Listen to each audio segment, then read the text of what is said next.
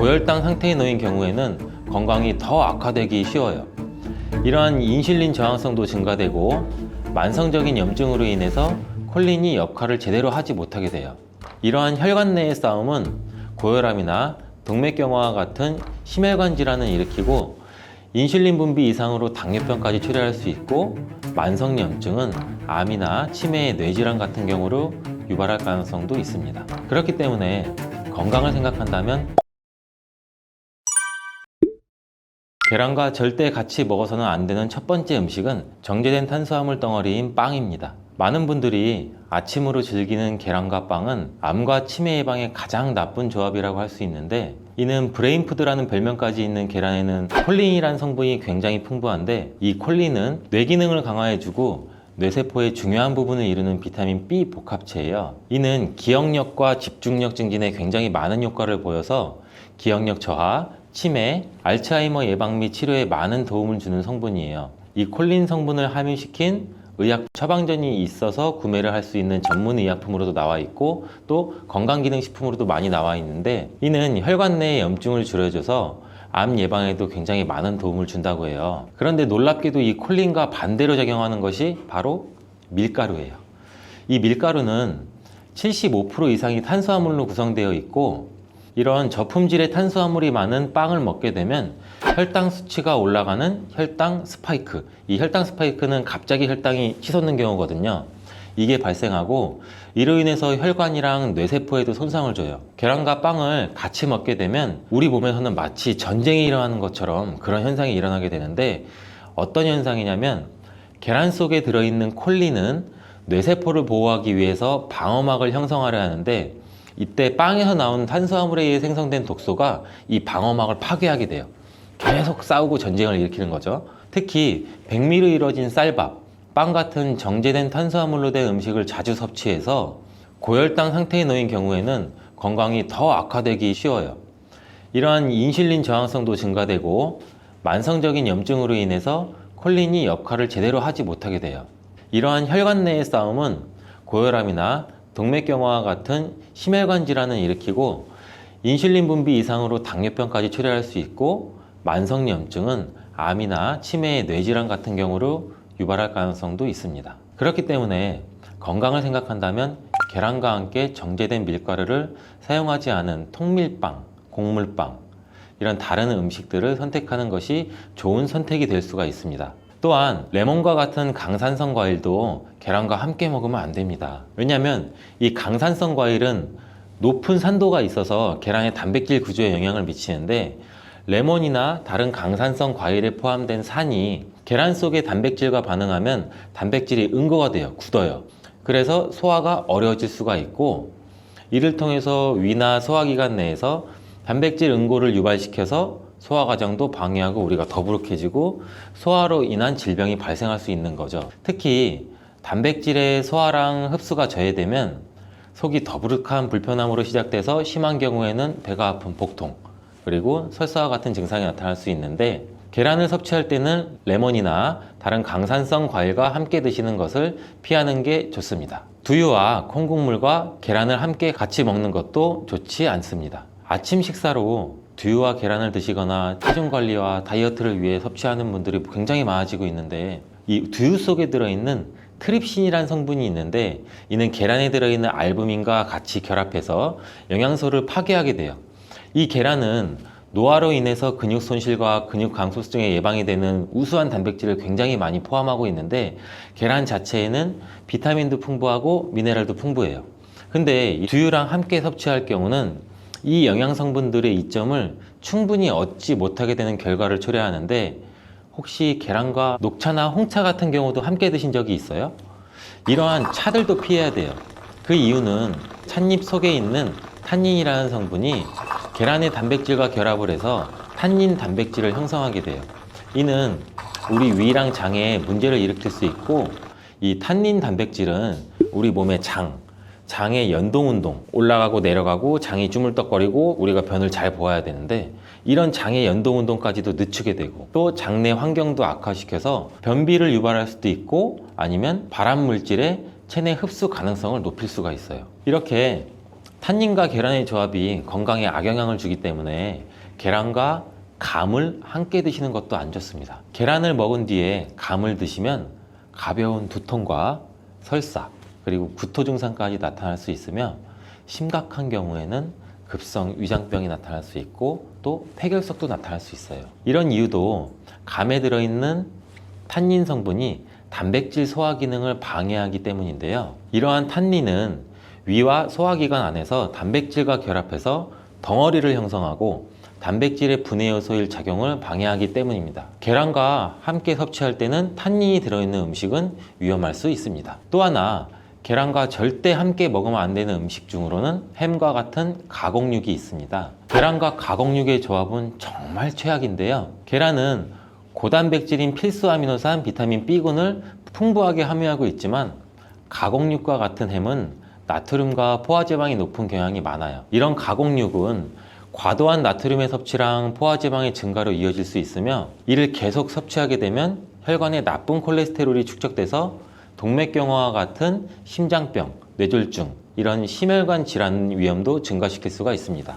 또한 가공육에 포함된 첨가물과 방부제는 소화를 방해하고 장내 환경에 안 좋은 영향도 미칠 수가 있고, 계란을 드시는 것을 꺼려 하시는 분들은 계란이 콜레스테롤 수치를 올려서 우리 몸의 건강에 해롭다고 생각하시는 분들도 굉장히 많은데 이 생각이 틀렸다는 것을 제가 알려드릴게요. 유독 계란이 콜레스테롤을 높여서 성인병을 유발하는 주범인 듯한 이야기는 왜 생길 걸까요, 도대체? 콜레스테롤이 함유된 식품은 계란 말고도 정말 많은데 그 이유는 계란 한 알에 들어있는 콜레스테롤 양이 사람이 하루 섭취해야 할 콜레스테롤 양의 65%나 되기 때문입니다. 콜레스테롤 양만 따지면 계란 하나를 먹었다면 콜레스테롤이 든 다른 음식은 무조건 피하셔야 돼요. 근데 놀랍게도 계란은 이렇게 많은 콜레스테롤을 가지고 있는 동시에 콜린이라는 영양소까지 다량 함유하고 있어요. 이 콜린은 나쁜 콜레스테롤을 간으로 옮겨서 제거하는 기능도 갖고 있는데 좋은 콜레스테롤인 HDL 수치도 같이 높여주는 거예요. 따라서 계란의 콜레스테롤은 콜린에 의해서 자연스럽게 좋은 콜레스테롤로 전환이 된다는 거죠. 그래서 계란을 한두 개 더 먹어도 전혀 문제가 되지 않아요. 만약 중증 심혈관 질환에 걸린 경우가 아니라면 일반적으로 하루 두세 개 정도의 계란 섭취는 건강을 지키는데 큰 도움이 될 수 있습니다. 이제 콜레스테롤 걱정 없이 우리 모두 계란을 먹어도 되겠죠? 당뇨가 있으신 분들도 마찬가지예요. 50대 이후가 되면 당뇨 환자가 급격히 많아지게 되는데 당뇨는 정말 무서운 병이에요. 당뇨는 당뇨 한 가지만으로도 위험하지만 당뇨로 인한 고혈압, 심근경색, 뇌졸중, 치매, 다른 질병을 유발시키기 때문에 그런데 당뇨의 원인 중 하나는 비만이 있는데 이 비만 관리가 바로 당뇨 관리로 직결된다고 해도 과언이 아니죠. 근데 비만을 일으키는 원인 중 하나가 아침을 먹지 않는 것이라는 사실 여러분들 알고 계신가요? 이 경희대학교 연구팀이 발표한 논문에 따르면 아침 식사를 먹지 않는 사람은 그렇지 않은 사람보다 이 비만 위험이 1.5배나 높았고 당뇨병 위험은 무려 2.1배나 높았습니다. 이렇듯 아침 식사를 거르면 우리 몸의 대사가 천천히 느려지면서 혈당 조절에도 좋지 않은 영향을 미치게 되는데 이런 위험은 젊었을 때 발생하지 않아요. 차곡차곡 쌓여서 특히 중년 이후에 더 크게 나타나는데 나이가 들면서 기초 대사량이 줄어들고 활동량도 감소하고 근육량도 감소하기 때문입니다. 따라서 나이가 들어갈수록 우리는 아침 식사뿐만이 아니라 규칙적인 식사를 하는 습관이 매우 중요한데요. 아침 식사에 가장 좋은 음식이 바로 계란입니다. 계란에는 우리 몸에 꼭 필요한 다양한 영양소가 풍부하게 들어있기 때문인데 특히 당뇨 때문에 고생하시는 분들 굉장히 많으시죠. 이 당뇨 때문에 고생하시는 분들에게는 최고의 식품이라고 할 수가 있어요. 우선 계란에는 고품질의 단백질이 굉장히 많이 들어있는데 계란 한 개에 약 6g 정도가 들어있고 이 단백질이 포만감도 오래 유지시켜줘서 과식도 예방하는 데 굉장히 많은 도움이 되고 또 이 단백질은 혈당을 조절하는 호르몬인 인크레틴이라는 호르몬 분비를 촉진시켜서 식후 혈당이 급격히 상승하는 혈당 스파이크도 억제하고 안정적으로 유지하는 데 굉장히 효과가 좋습니다. 이뿐 아니라 계란 노른자에 있는 비타민 D, 비타민 B, 콜린 등 중요한 영양소들이 풍부하게 들어있어 비타민 D는 인슐린 분비와 감수성을 높이고 면역력도 길러주고 콜린은 간 건강에 도움을 줘서 지방간을 예방하는 데 굉장히 효과적인 성분입니다. 이 지방간은 비만과 당뇨의 위험 요인 중 하나인데,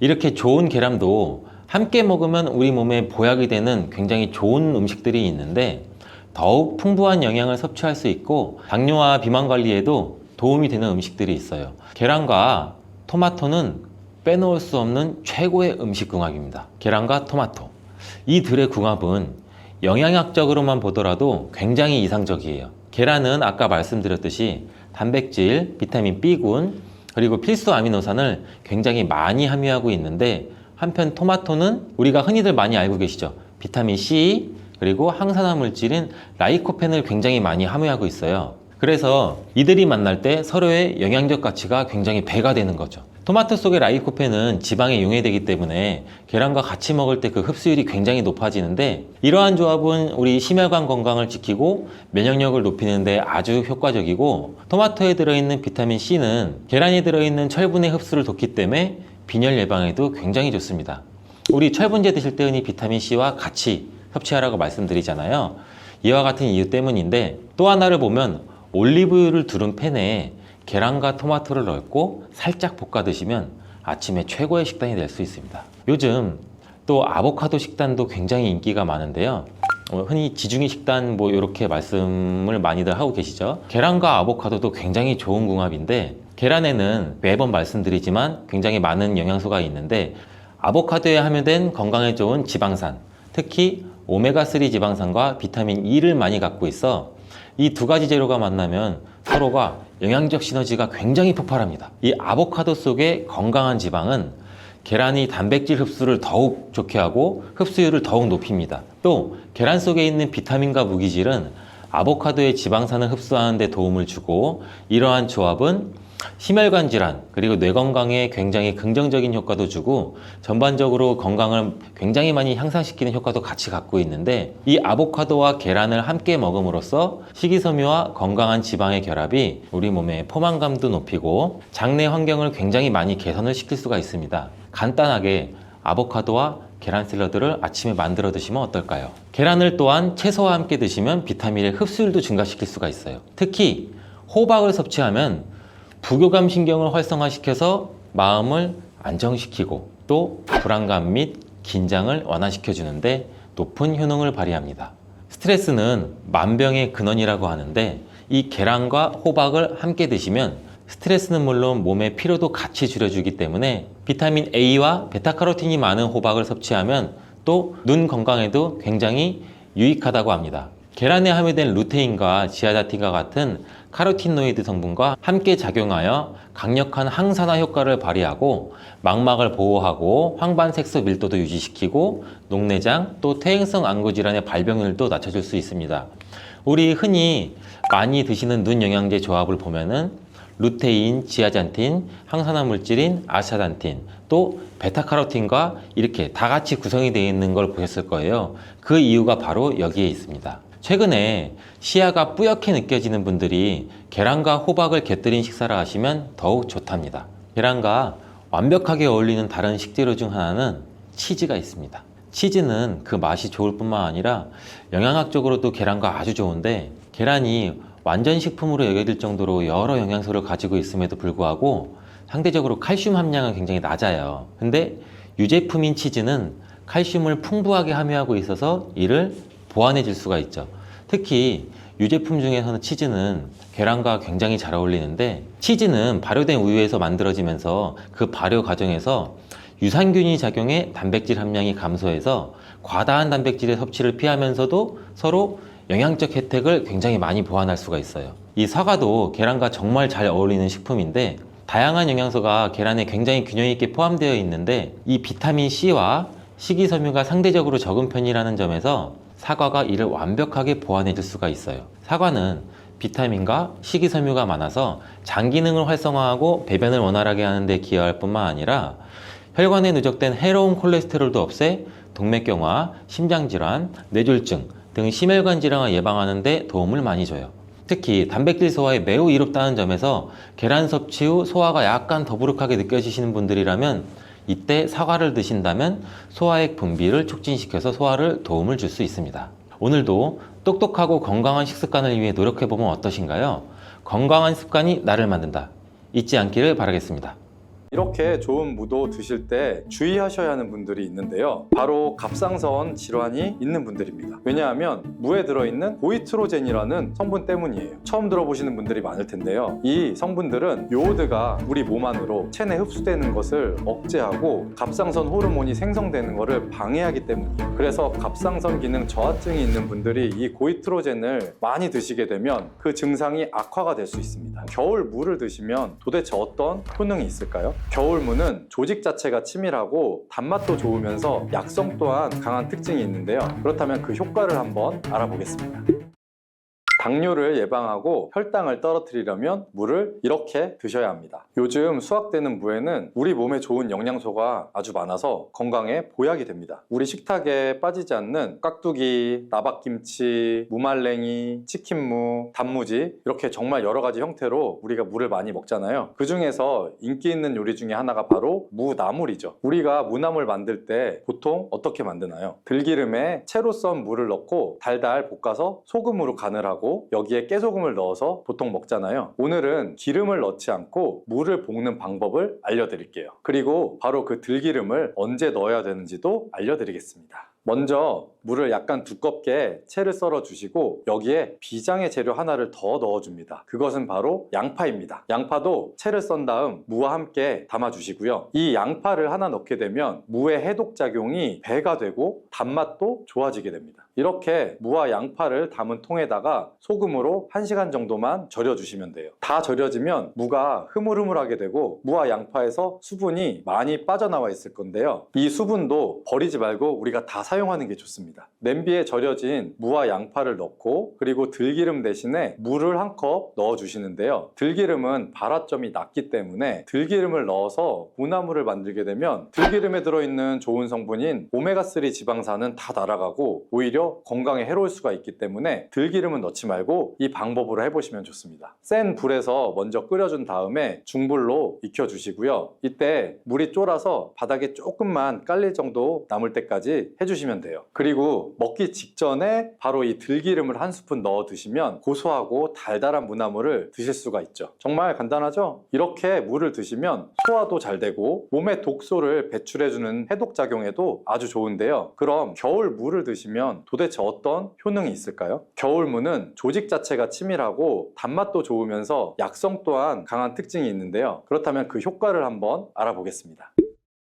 첫 번째는 기침을 멈추게 하고 가래를 묽게 해서 쉽게 배출되도록 도와주는 건데요. 우리가 무를 생으로 그냥 먹으면 알싸한 매운맛이 있죠. 이 바로 매운맛이 무에 들어있는 시니그린이라는 성분 때문인데요. 이 시니그린의 효능이 바로 호흡기의 점막을 자극해서 점액 분비를 촉진해 주는 겁니다. 이렇게 점액이 나와 호흡기에 붙어있는 가래를 묽게 만들어서 쉽게 배출되도록 도와주는 거고요. 이뿐 아니라 점막이 호흡기 외벽을 보호해서 각종 세균이나 감기 바이러스 등이 쉽게 우리 몸으로 침투하지 못하게끔 보호해주는 효과도 있습니다. 우리가 보통 병원에서 처방받아서 먹는 감기약과는 좀 다르게 무는 기관지가 본연의 역할을 잘 할 수 있도록 회복시키고 유지시켜준다는 좋은 점이 있는 겁니다. 이런 효능 때문에 가래나 기침 등의 감기로부터 우리 몸을 보호하고 회복시킬 수가 있는 거고요. 그러면 특별히 이 기침, 가래 증상, 그리고 호흡기에 도움이 되도록 물을 먹는 방법을 한 가지 알려드릴게요. 그건 물을 바로 주스로 만들어서 마시면 되는데요. 이때 무와 배를 함께 사용하시면 됩니다. 겨울에 감기에 걸렸을 때 우리가 배숙을 만들어서 마시기도 하잖아요. 배 자체에도 염증을 가라앉혀주고 기침을 먹게 해주는 효능이 있기 때문인데요. 이런 배와 물을 함께 드시게 되면 겨울에 건조했던 기관지가 촉촉해져서 기침도 줄여주고 가래를 묽게 해서 몸 밖으로 배출하기가 쉬워지게 돼요. 또 무와 배는 열을 내려주는 효능이 있기 때문에 때문에 기관지염이나 편도선염, 후두염 이런 목에서 오는 열감을 완화시키는 데에도 도움을 줄 수가 있습니다. 이걸 만드는 방법은 무와 배를 약 1대1의 비율로 섞어서 믹서기에 넣고 갈아주시면 되는데, 한 가지 주의할 점이 무에는 초록색 부분이 있고 흰색 부분이 있죠. 이 중에서 흰색 부분은 매운맛이 좀 더 강하고 초록색 부분은 단맛이 조금 더 좋습니다. 그래서 우리가 주스를 만들 때에는 초록색 부분을 사용하시는 것을 추천드립니다. 그리고 무와 배의 껍질도 꼭 함께 갈아주시면 좋은데요. 왜냐하면 속살보다 껍질에 더 많은 플라보노이드 성분이 함유되어 있기 때문이에요. 배에 있는 씨만 제거하시고 믹서기에 넣고 갈아주신 다음 그대로 마시면 되는데요. 만약에 이게 너무 걸쭉해서 마시기가 힘들면 면포에 좀 걸러주신 다음에 드시면 마시기 좋습니다. 자, 두 번째 무의 효능은 바로 소화에 좋은 건데요. 우리가 천연 소화제라고 하면 떠오르는 것이 바로 이 무입니다. 왜냐하면 무 안에는 전분을 분해하는 아밀라제와 디아스타제가 풍부하고 단백질을 분해해주는 효소인 프로테아제도 많이 들어있어서 우리가 고기를 먹을 때도 이 무를 같이 먹으면 정말 좋은 음식이 되거든요. 김장을 하고 나서 돼지고기 삶은 다음에 우리가 수육 많이 하죠. 이때 이 김장김치 그리고 남은 무를 가지고 양념을 더해서 무김치를 만들어 수육과 함께 먹을 수 있죠. 이렇게 드시는 게 무의 단백질 소화 요소인 프로테아제 덕분에 정말 좋은 음식의 궁합을 만들게 되는 거예요. 또 무에는 탄수화물을 분해하는 디아스타제라는 효소가 아주 많이 들어있거든요. 우리나라의 주식이 뭐죠? 바로 쌀이죠. 우리가 쌀밥을 먹을 때 무로 만든 반찬을 드시는 게 그래서 좋은 방법이 될 수가 있는데요. 나이가 들면 보통 몸에서 나오는 소화 효소 자체가 좀 줄어들 수밖에 없어요. 그래서 나이가 들수록 무로 만든 반찬을 많이 드시는 게 도움이 됩니다. 근데 이 무에 함유된 이 효소들은 열에 좀 약하기 때문에 무의 소화 효소를 섭취하려면 사실 열을 가하지 않은 생으로 드시는 게 더 좋기는 해요. 동치미나 깍두기가 정말 안성맞춤이 되겠죠. 그리고 무에는 지방을 분해하는 효소인 에스터라제가 아주 풍부한데요. 우리가 집에서 흔히 많이 먹는 야식 중에 치킨이 있죠. 이 치킨 배달을 시키면 치킨무가 꼭 같이 오죠. 바로 지방이 많은 치킨을 먹을 때 무를 함께 드시면 입안도 아주 깔끔해지고 소화도 잘 되겠죠. 그리고 세 번째 무의 효능은 혈관 건강에 좋다는 건데요. 무에는 식이섬유가 풍부해서 장 건강에 도움을 줄 뿐 아니라 혈관 건강에도 도움을 주는데요. 바로 이 식이섬유가 체내의 콜레스테롤을 흡착시켜서 체외로 배출시켜 주므로 혈관 내 노폐물을 제거하고 혈액순환을 원활하게 도와주는 겁니다. 또 비타민C도 풍부하게 함유되어 있는데요. 이 무의 비타민C는 항산화 작용이 좋기 때문에 혈관 내에 활성산소를 제거해주고 혈관벽을 튼튼하게 해주는데도 도움을 줍니다. 그리고 무에는 칼륨이 함유되어 있는데 칼륨의 대표적인 효과가 바로 나트륨을 배출하는 겁니다. 혈관 내의 나트륨은 우리 몸의 혈압 상승이랑 직접적으로 관련이 되는데 무를 꾸준히 섭취함으로써 혈관 내의 나트륨을 몸 밖으로 배출시켜서 혈압을 낮추고 심혈관 질환을 예방하는 데에도 도움을 줍니다. 그리고 엽산 또한 무에 풍부하게 함유되어 있는데요. 이 엽산이 혈관에 염증을 억제해 줄 수 있고 혈전 생성을 막아주는 역할을 해줄 수가 있습니다.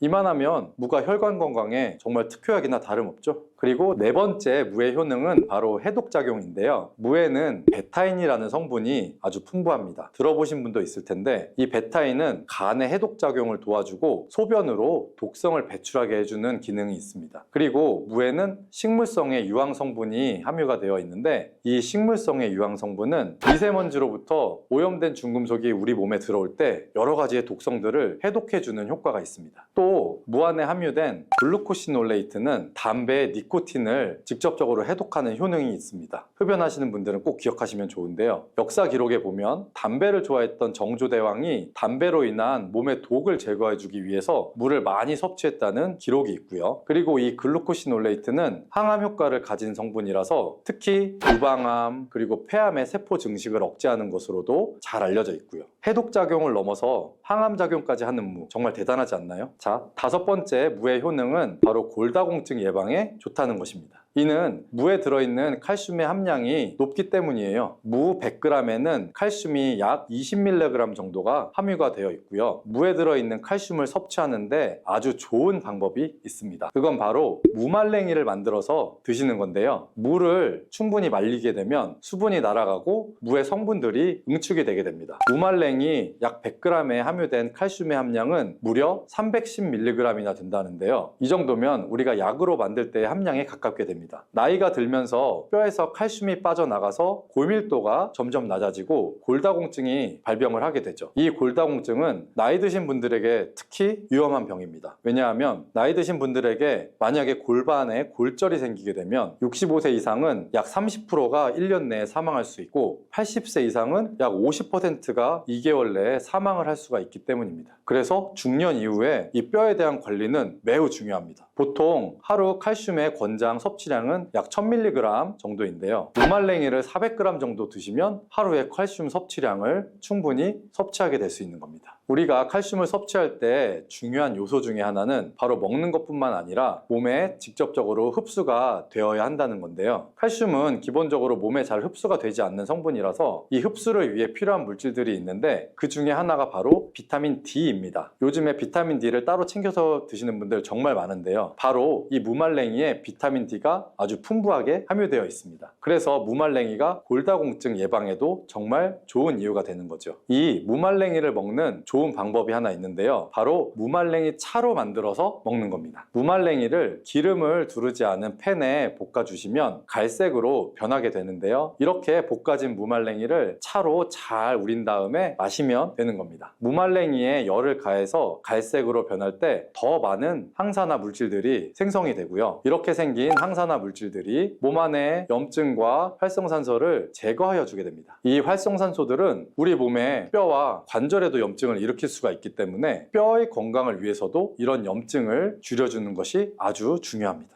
여섯 번째 무의 효능은 바로 당뇨를 예방하는 데 도움을 준다는 건데요. 미국 당뇨병 협회에서는 당뇨를 예방하기 위해서 물을 매일 섭취하라고 권고를 하고 있습니다. 탄수화물을 우리가 섭취하게 되면 탄수화물이 당으로 변해서 우리 몸의 혈당 지수가 올라가게 되는데요. 이렇게 혈당 지수를 올라가는 데 관여하는 호르몬이 바로 글루카곤입니다. 우리가 물을 섭취하게 되면 이 글루카곤의 기능을 억제해 줄 수가 있는데요. 혈당을 올리는 글루카곤의 효능이 제한되기 때문에 혈당 조절에 도움을 주는 겁니다. 무에는 이렇게 많은 효능이 있습니다. 그리고 함께 드시면 무의 효능을 극대화할 수 있는 음식이 있습니다.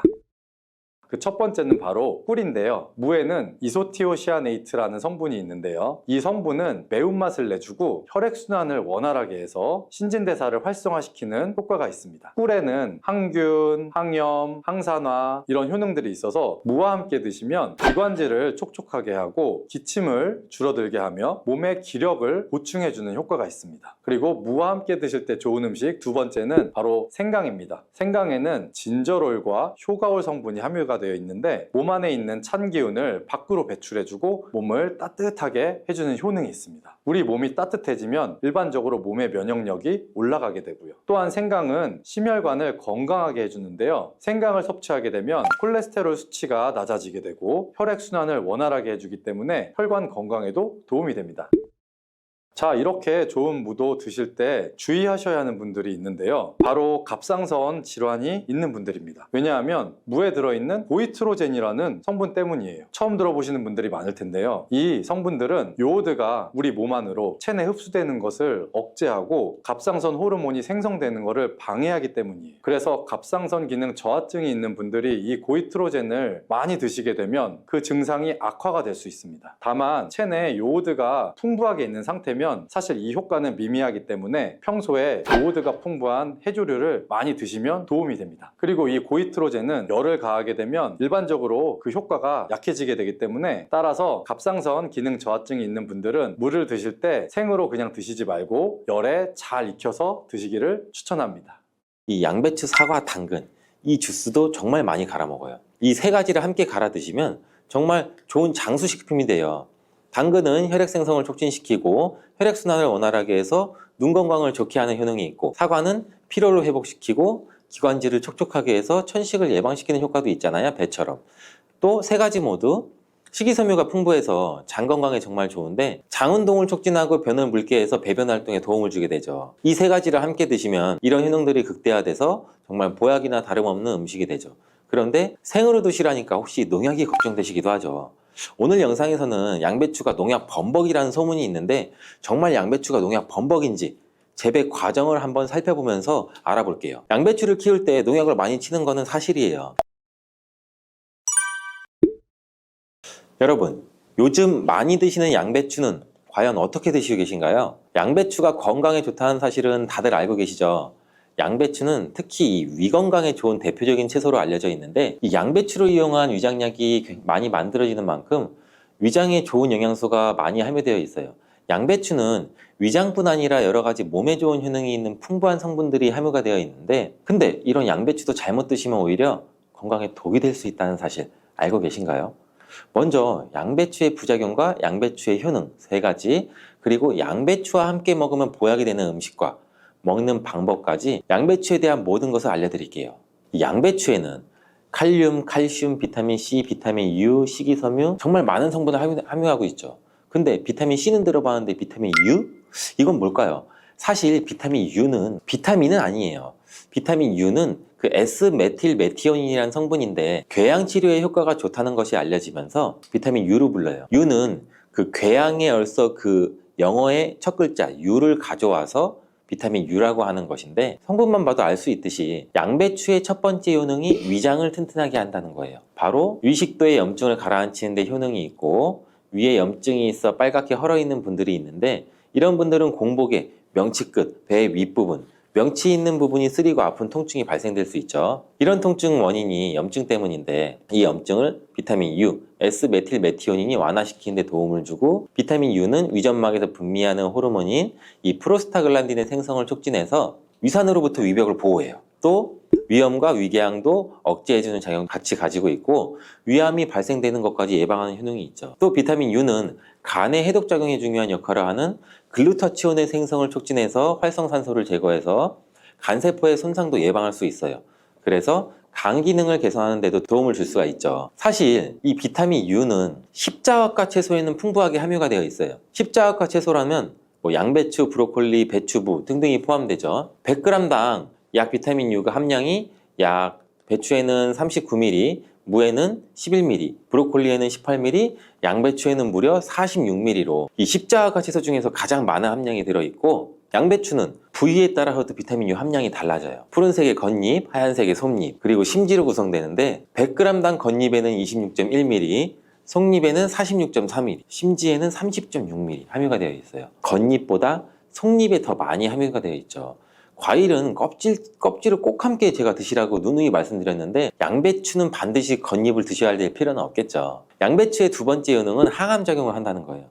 그리고 양배추에는 항암작용이 뛰어난 글루코시놀레이트라는 성분이 풍부한데 이 성분은 그 미로시나아제라는 효소에 의해서 설포라판과 인돌3카비놀이라는 성분으로 전환이 돼요. 이 인돌3카비놀은 호르몬의 균형을 조절해주는 효능이 있는데 특히 에스트로겐 대사에 영향을 미쳐서 호르몬 균형을 조절하는 데 중요한 역할을 해요. 그래서 여성 호르몬 관련 건강 문제에 도움을 줄 수가 있죠. 또한 유방암이나 자궁경부암 발생을 억제하는 기능도 하고 미국 미시건 주립 연구팀에서 발표를 한 적이 있어요. 실제로 양배추를 일주일에 3회 이상 섭취한 여성들이 일주일에 1회만 섭취한 여성에 비해서 유방암 발생률이 약 72%나 낮은 것으로 보고했고 또한 글루코시놀레이트는 백혈구와 면역 단백질인 사이코카인 조율 능력이 굉장히 뛰어나서 방광암이나 유방암, 간암 등의 강력한 항암 효과를 보이는 것으로 알려져 있어요. 양배추의 세 번째 효능은 정말 중요한 효능인데 바로 몸에 진액을 보충해주는 효능이에요. 몸에 진액이 부족하면 아무리 좋은 약을 드셔도 효과를 못 봐요. 온몸 구석구석 질병에 걸릴 가능성이 높아져요. 이 몸의 진액이라고 하면 혈액이나 림프액, 조직액, 음식물 섭취 시 흡수되는 영양물질, 몸 안에 조직에서 분비되는 점액질, 호르몬 우리 몸의 모든 생명을 유지하기 위해서 필요한 모든 체액이 바로 진액이에요. 몸 안에 수분 같은 것들은 전부 다 진액이라고 보시면 되는데 이 진액이 몸에 부족하면 여러 증상이 나타나요. 손발도 차고 저린 경우에 혈액순환이 잘 되지 않아 그런 증상이 나타나게 되고 혈액순환이 문제가 바로고 혈액순환에 진액이 부족해서 그런 증상이 나타나는 경우도 굉장히 많고 또 이 수분이 충분해야 손발 끝까지 혈액순환이 원활하게 될 수가 있는 건데 기관지에 진액이 부족하게 되면 또 당연히 기관지도 건조해지고 그렇게 되면 외부에서 먼지 같은 이물질이 들어오면 기관지는 다이렉트로 자극을 강하게 느껴 기침이 나고 칼칼하고 목소리도 잘 나지 않는 현상도 나오고 위에 진액이 부족하면 위장의 조직들이 수축되는 현상으로 또 위축적 위염도 나타날 수가 있고 심장의 진액이 부족하면 심장에 열이 오르고 심장박동도 빨라질 수 있고 나이가 들면 또 관절이 점점 뻣뻣해지고 입도 바짝바짝 마르는 증상도 많이 나타나고 있고 그리고 또 목, 어깨 등의 근육이 뭉쳐 통증이 나타나는 이유도 몸 안에 진액, 수분이 부족하기 때문이고 굉장히 다양해요. 진액이 부족해서 나타나는 현상들은. 근데 수분이 부족하면 우리는 물을 마시면 해결되지 않을까? 물론 물을 마시면 몸에 대부분 수분이 보충되긴 하지만 대부분 소변이 빠져나가게 되죠. 소변으로. 마신 물이 몸속 구석구석 스며들게 돼서 몸에 진액을 보해주려면 물만 마셔서는 절대 해결이 되지 않아요. 물이 우리 몸에 들어왔을 때 몸속에 잡아들 수 있는 힘이 부족한데 이런 역할을 하는 것이 양배추예요. 양배추는 몸의 진액 보충을 위해 한의학에서 많이 처방하기도 하는데 이 진액을 채우고 뇌를 보호하는 뇌수와 뼛속의 골수를 채워주는 역할도 같이 하는 것으로 알려져 있어요. 이렇게 좋은 양배추도 잘못 드시면 부작용이 발생할 수가 있는데 양배추를 드실 때 주의하셔야 하는 분들 4가지 유형에 대해 알려드릴게요. 첫 번째는 과민성 대장증후군이 있으신 분들이에요. 양배추에 함유된 특정 당분이 가스를 생성하게 되는데 이 과민성 대장증후군이 있는 분들이 양배추를 드시면 장이 팽창되고 복부팽만이 일어나서 설사를 유발하게 될 수도 있어요. 두 번째는 이 위축성 위염, 장상피 화생이 있는 분들이에요. 위장 점막이 위축되어 있고 변성이 심한 경우인데 이런 분들은 양배추가 몸에 잘 맞지 않을 수가 있어요. 이런 분들이 양배추를 드시면 오히려 속쓰림이 심해질 수가 있는데 공복 속쓰림에는 양배추가 도움이 될 수 있지만 식후에 속쓰림이 있으신 분들이라면 또 위장 점막에 문제가 있을 가능성이 있으니 양배추를 적당히 드시길 바라고, 세 번째는 갑상선 기능이 저하된 분이에요. 이런 분들은 양배추를 드실 때 절대 생으로 드시지 마시고 살짝 쪄서 드시길 바래요. 그렇다고 양을 많이 드시면 안 되고 한 번에 드실 때 약 150g 정도로 일주일에 한두 번 정도만 드시기를 추천드려요. 왜냐면 이 양배추에는 고이트로젠이라는 성분이 많이 포함되어 있는데 이 성분은 갑상선의 기능을 방해하게 돼요. 양배추를 지속적으로 드시면 갑상선 문제를 유발할 수도 있죠. 근데 이 고이트로젠에 열을 가하면 이 성분이 비활성화가 되기 때문에 쪄서 드시라는 거예요. 다만 갑상선에 문제가 전혀 없는 분들이라면 양배추를 생으로 조금씩 드시는 것도 괜찮죠. 양배추에는 이 설포라판이라는 성분이 있는데 이 성분은 강력한 항암이나 항산화 작용을 하는 좋은 성분인데 양배추에 열을 가하게 되면 이 성분은 다 사라져요. 그러니 갑상선에 문제가 없으신 분들은 양배추를 그냥 생으로 드셔서 양배추의 좋은 효능을 통해 건강을 챙기시길 바래요. 네 번째는 고혈압이나 뇌경색 등의 문제로 이 아스피린과 같은 혈전 용해제 같은 약을 복용하시는 분들인데, 왜냐면 양배추에는 비타민 K라는 성분이 들어있는데 비타민 K는 지혈작용을 하는 기능이 있어요. 이 지혈작용이 뭘까요? 혈액을 말 그대로 빨리 굳게 만드는 거죠. 근데 이 혈액을 묽게 만드는 약을 드시는 분들이 양배추를 드시게 되면 비타민 K와 충돌하게 되어 복용하시는 약의 효과를 떨어뜨리거나 다른 부작용을 일으킬 수가 있을 가능성이 있어요. 그렇다면 양배추를 드실 때 어떻게 먹는 것이 가장 좋을까요? 정답은 바로 양배추를 그냥 생으로 드시는 게 가장 좋아요. 왜냐하면 비타민 U나 C와 같은 좋은 성분들은 열에 약해서 이 조리 과정으로 인해서 파괴가 되기 때문인데 양배추는 생으로 드시기 참 그래도 어렵잖아요.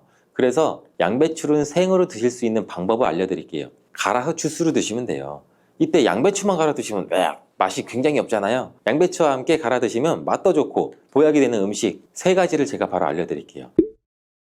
저희 집도 아침마다 주스를 정말 많이 갈아서 먹는데 이 양배추, 사과, 당근 이 주스도 정말 많이 갈아 먹어요. 이 3가지를 함께 갈아 드시면 정말 좋은 장수식품이 돼요. 당근은 혈액 생성을 촉진시키고 혈액순환을 원활하게 해서 눈 건강을 좋게 하는 효능이 있고, 사과는 피로를 회복시키고 기관지를 촉촉하게 해서 천식을 예방시키는 효과도 있잖아요. 배처럼. 또 3가지 모두 식이섬유가 풍부해서 장 건강에 정말 좋은데 장 운동을 촉진하고 변을 묽게 해서 배변 활동에 도움을 주게 되죠. 이 3가지를 함께 드시면 이런 효능들이 극대화돼서 정말 보약이나 다름없는 음식이 되죠. 그런데 생으로 드시라니까 혹시 농약이 걱정되시기도 하죠. 오늘 영상에서는 양배추가 농약 범벅이라는 소문이 있는데 정말 양배추가 농약 범벅인지 재배 과정을 한번 살펴보면서 알아볼게요. 양배추를 키울 때 농약을 많이 치는 거는 사실이에요. 지금 보고 계신 것이 약 40일 정도 된 양배추예요. 모공이 되는 사이즈죠. 이때부터 농약을 많이 치게 돼요. 다음으로 60일 정도 된 양배추이고 이때도 우리가 알고 있는 양배추의 모양은 아니죠. 아직 더 많이 자라야 돼요. 다음은 100일 정도 재배된 양배추예요. 입이 생각보다 크죠. 양배추의 모양은 보통 동그라니 공처럼 생겼는데 이것은 꼭 다른 채소처럼 생겼어요. 120일 정도 되면 이렇게 자라는데 가운데 보이시나요? 가운데 동그랗게 생긴 거 있죠. 이것은 결구라고 하는데 공처럼 생겼다고 해서 결구예요. 이것이 결국 우리가 먹는 양배추인데 이 결구를 겹겹이 싸고 있는 잎이 있기 때문에 농약을 아무리 많이 쳐도 우리가 먹는 양배추에는 농약이 많이 닿질 않아요. 농약뿐 아니라 다른 이물질도 많이 묻지 않는데 양배추에 농약을 많이 쓰는 건 맞지만 보시다시피 농약이 묻은 잎은 다 제거하고 결국 결구만 유통되기 때문에 낭백추의 농약은 많이 묻어있지 않아요. 그뿐 아니라 결구가 생길 때쯤이면 벌레가 거의 없기 때문에 농약도 더 이상 치지 않는다고 해요. 이렇게 결구가 생기고 20일 정도 더 키우면 우리가 먹는 양배추 크기가 되는데, 이때 양배추를 수확해서 겉에 농약 묻은 잎은 다 잘라내고 깨끗한 결구만 유통이 되는 거죠. 이제 조금이나마 안심하고 양배추를 드셔도 되겠죠. 혹시나 그래도 걱정되신다면 농약은 수용성 성분이기 때문에 양배추를 물에 5분 정도 담가 두었다가 흐르는 물에 씻으면 농약을 제거할 수 있으니 걱정하지 말고 드셔도 돼요. 사과의 유기산과 우유의 카제인이라는 성분이 만나게 되면 엉기는 현상이 일어나서 이게 덩어리가 져요. 덩어리가 져서 위 속에 들어가면 위 산하고도 만나서 더 큰 덩어리가 형성되고, 더 큰 덩어리가 형성되니까 소화가 늦어지겠죠. 소화도 힘들어져요. 이렇게 평소 소화가 잘 되고 건강한 사람이랑은 별로 상관이 없는데, 그렇지 않은 분들한테는 소화불량과 대장염도 일으킬 가능성도 있고, 이게 지속적으로 반복이 되면 대장암이 생길 수도 있죠. 사과와 함께 드시면 보약이 되는 음식도 있는데요. 바로 매일 사과 한 개를 먹으면 병원에 가지 않아도 된다는 말은 많이들 들어보셨죠? 사과는 그만큼 우리 몸을 건강하게 하는 많은 영양소가 들어있습니다. 사과는 꼭 아침에 먹어야 돼, 아침에 먹어야 된다고 하는 사람들도 많은데 그 말이 정말 사실일까요? 정답은 그렇지 않다입니다. 그 이유를 보면 사과에는 신맛, 상큼한 맛이 나죠. 바로 사과 안에는 유기산이 풍부하기 때문인데, 그래서 유기산 때문에 신맛이 나는 것이에요.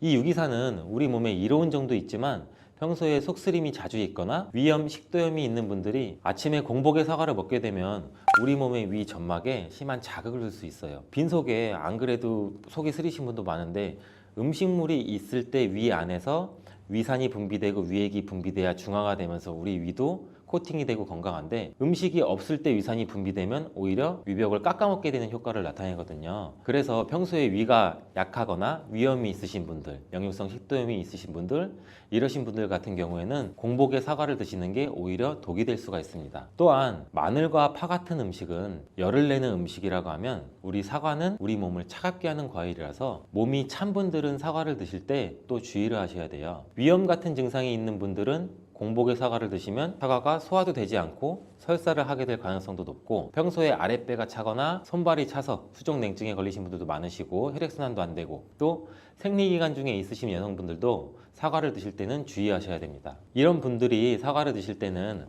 아침에 공복보다는 아침 식사 후에 드시는 게 좋고, 사과를 보관할 때도 보통 냉장고에 보관했다가 차게 해서 꺼내 드시잖아요. 냉장고에서 꺼낸 사과를 바로 드시면 시원하고 아삭해서 맛있죠. 근데 미리 꺼내놓고 사과의 온도를 실온으로 맞춰서 드시는 것이 우리 위장 내부에도 좋습니다. 또한 사과를 팬에 구워 드셔도 되고 익혀 드셔도 됩니다. 그렇다면 왜 아침에 먹는 사과가 보약이라는 말이 굉장히 우리가 많이 알고 있을까요? 건강하신 분들은 사과를 아침 공복에 드시면 더욱 좋은데, 그 이유는 사과에는 펙틴이라는 식이섬유가 풍부해 우리 장 운동을 활발하게 하고 장내 노폐물을 배출하는 데 도움을 줘 하루를 건강하게 시작할 수 있기 때문입니다. 한 가지 꼭 기억하셔야 할 점은 사과를 껍질째 드셔야 한다는 것입니다. 실제 연구에서는 사과의 껍질에는 안토시아닌이나 퀘르세틴, 에피카테킨 같은 이러한 식물성 폴리페놀 성분이 사과의 그 과육보다 사과 껍질에 훨씬 더 많이 함유되어 있는 것이 밝혀졌고, 또 이러한 껍질을 버리고 깎고 먹게 되면 사과의 좋은 영양소는 극히 일부만 드시게 되는 것이죠. 사과에는 펙틴 말고도 정말 다양한 영양소가 있는데, 사과에는 어떤 효능이나 영양소가 있는지 한번 알아보겠습니다. 사과는 먼저 장을 건강하게 해줘요. 요즘 프로바이오틱스, 프리바이오틱스 굉장히 많죠, 유산균. 이렇게 사과가 천연 프리바이오틱스로서 장내 우리 몸, 장 안에 좋은 균을 많이 생기도록 해주는 작용을 해줍니다. 이렇게 장내에 좋은 균이 많이 생기게 되면 장의 환경이 좋아지는 건데, 그렇게 되면 단맛, 자극적인 맛이 강한 가공식품에 대한 식욕도 줄어들고 건강한 식품을 먹고 싶은 욕구도 늘어나게 돼요. 또 장이 건강해지면 우리 면역력이 또 좋아지고, 이렇게 다 선순환으로 이어져 가는 건데, 장에는 물론 좋은 세균, 나쁜 세균들이 굉장히 많이 존재가 해요. 근데 좋은 세균만 많아도 안 되고 나쁜 세균만 많아도 안 돼요.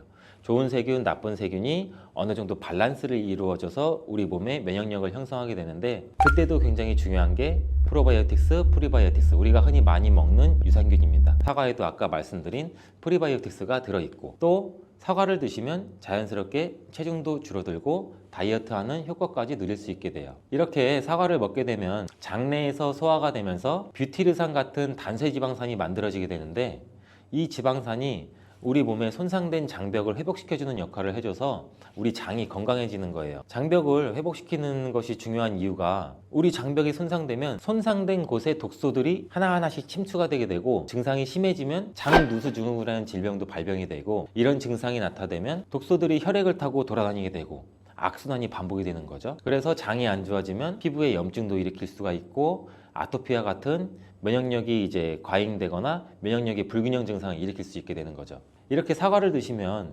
이런 증상을 예방해 장이 건강해져 피부도 탄력 있게 밝아지게 하는 효과도 있고, 사과 속의 풍부한 펙틴이 아까 장 운동도 활발하게 한다고 말씀드렸잖아요. 그렇게 되면 암을 유발할 수 있는 물질들이 장내에 오래 머물지 못하고 결국 대장암의 발병률도 서서히 줄어들게 되죠. 그리고 사과는 혈관도 깨끗하게 해주는데, 혈관을 깨끗하게 해주면 뇌졸중, 고혈압, 심근경색, 그런 혈관 질환도 같이 예방할 수 있게 되고, 이렇게 혈관에 활성산소가 많아지게 되면 혈전이 생겨 혈액순환을 방해하기도 하고 혈관 세포를 손상시켜 노화를 촉진시키기도 하는데, 이러한 활성산소를 제거해 주는 게 우리가 흔히 알고 있는 항산화 영양제라고 해요. 말 그대로 활성산소가 우리 세포의 노화를 촉진시켜주고 우리 세포를 더 늙게 만들거든요. 이러한 것들을 제거해주는 항산화 영양소를 같이 섭취해주는 것도 매우 중요한데, 그 항산화 영양소도 사과에 들어있다는 것을 알고 계시면 좋을 것 같습니다. 또한 이러한 활성산소를 제거해서 혈전이 생기는 것을 억제하는데 가장 큰 역할을 하는 게 플라보노이드 계열의 루틴이라는 성분인데, 이 루틴이 사과에 굉장히 많이 들어있어요. 또한 사과에는 칼륨도 굉장히 많이 함유되어 있어서, 칼륨은 혈관 내에 나트륨을 몸 밖으로 배출해주는 역할을 해요. 나트륨은 수분을 흡수하는데 칼륨이 부족하면 나트륨도 배출되지 않습니다. 이 나트륨은 혈압이 상승하며 혈관에 노폐물을 쌓이게 만드는데, 사과를 섭취해서 칼륨을 공급해주면 혈압도 방지할 수 있고 노폐물을 배출시켜주는 역할도 같이 할 수 있습니다.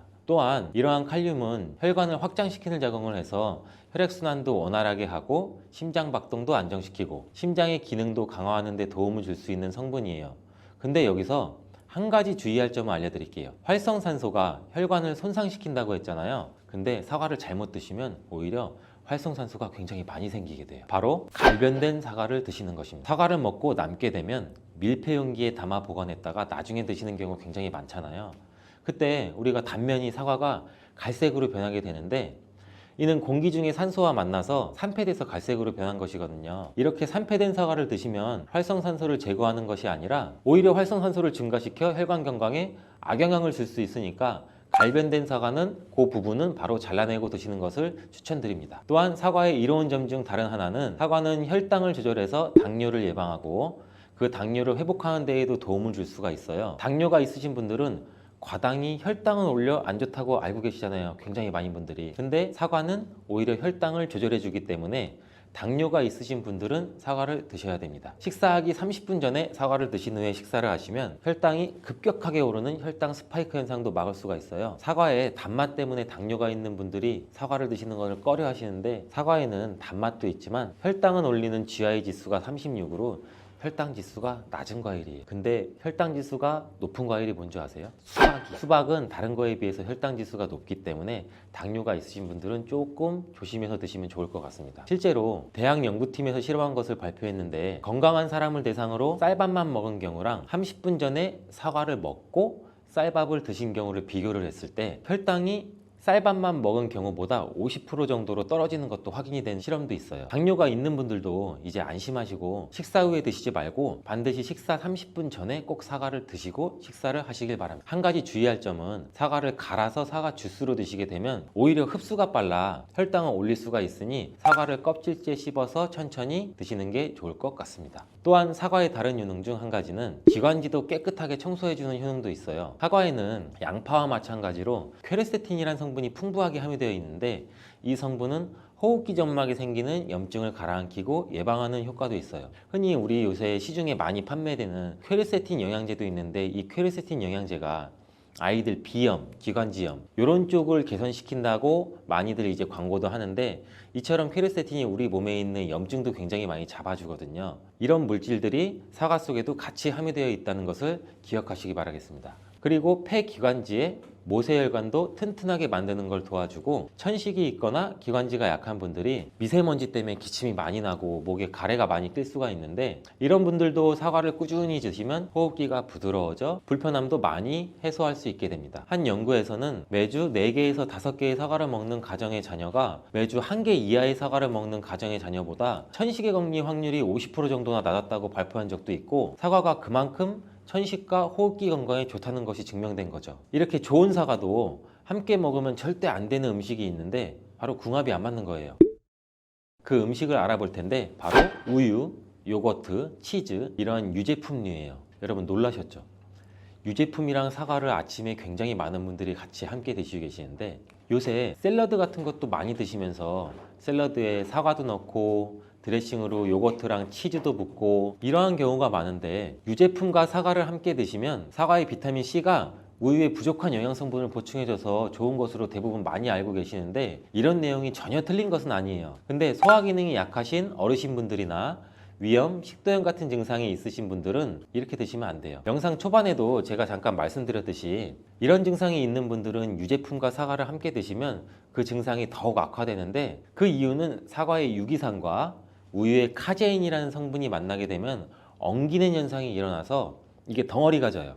덩어리가 져서 윗속에 들어가면 위산하고도 만나서 더 큰 덩어리가 형성되고 더 큰 덩어리가 형성되니까 소화가 늦어지겠죠. 소화도 힘들어져요. 이렇게 평소 소화가 잘 되고 건강한 사람이랑은 별로 상관이 없는데 그렇지 않은 분들한테는 소화불량과 대장염도 일으킬 가능성도 있고 이게 지속적으로 반복이 되면 대장암이 생길 수도 있죠. 장 건강이 중요한 이유는 아까도 영상 초반에 말씀드렸듯이 장이 우리 몸의 면역력도 같이 담당하는 기관이고 정신 건강에까지 영향을 주기 때문인데 행복 호르몬이라고 불리우는 세로토닌 많이 들어보셨죠? 이 세로토닌의 95%가 장에서 만들어지기 때문에 장이 건강해야 행복감이 또 올라갈 수 있어요.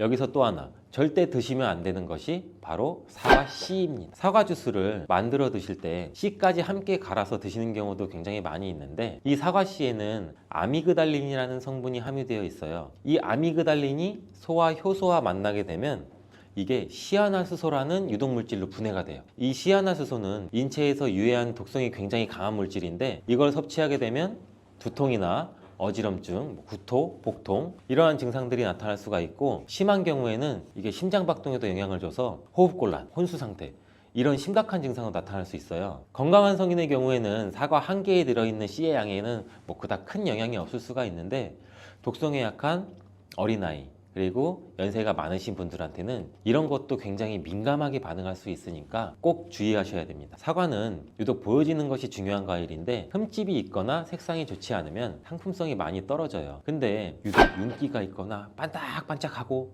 빨갛고 색상이 짙은 사과는 웬만하면 피하는 게 좋아요. 간혹 유동 파라핀이라는 식품 첨가물을 사용해서 사과 위에 이렇게 이쁘게 보이게 코팅 처리를 한 사과일 수가 있는데 이 유동 파라핀을 섭취하게 되면 복통과 설사를 일으킬 수 있고 지용성 비타민의 흡수도 감소시킨다고 알려져 있어요. 요새는 이런 일이 거의 없긴 하지만 혹시나 사과가 너무 윤기가 흐르거나 만졌을 때 약간의 끈적임이 있다면 드시기 전에 살짝 의심 한번 해보시고 껍질을 깨끗하게 세척하고 드시거나 껍질을 벗기고 드시는 것이 안전하겠습니다.